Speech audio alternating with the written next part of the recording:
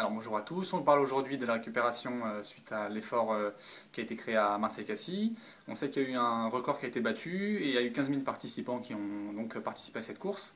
C'est le moment de donner des petits conseils à tous les participants.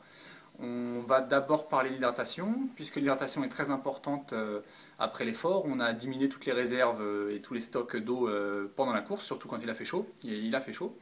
Donc on va essayer d'augmenter tout de suite les quantités de réserve. Dès l'arrivée de la course, on va consommer de l'eau, plutôt gazeuse. Pourquoi? Parce qu'on va aider en fait à diminuer l'acidité du corps qui a été créée par l'effort. Et on va se diriger, en plus de l'eau gazeuse, sur des boissons de type récupération qui permettent d'apporter tous les nutriments nécessaires qui ont été perdus pendant l'effort.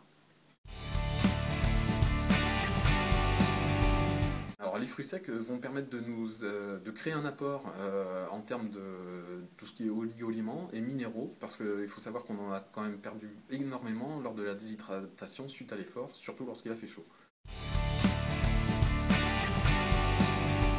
C'est souvent une donnée qu'on perd parce qu'on ne l'a pas assez en tête. Il faut savoir que le muscle continue à travailler des fois jusqu'au lendemain.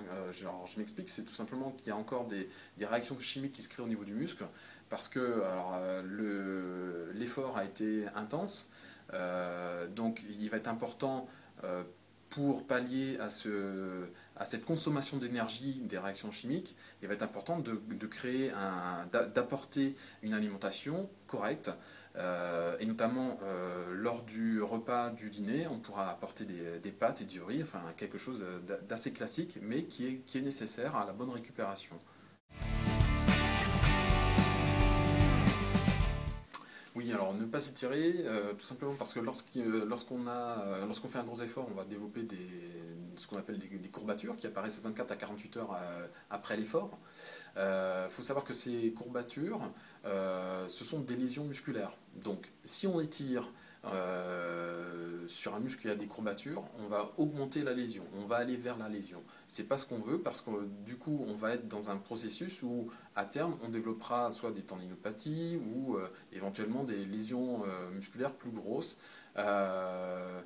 Donc en fait le fait de ne pas s'étirer, on va du coup privilégier la performance et la prévention des blessures qui pourraient survenir plus tard.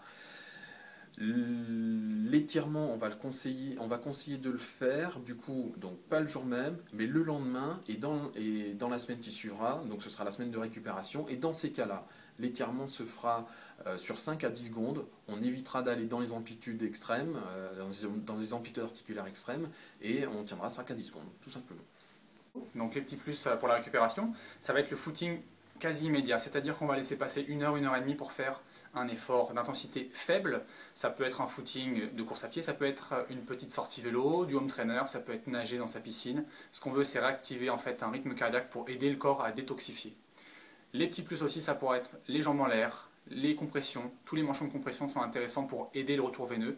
On va aider du coup l'échange entre le sang et le muscle. Ça peut être le froid, le glaçage.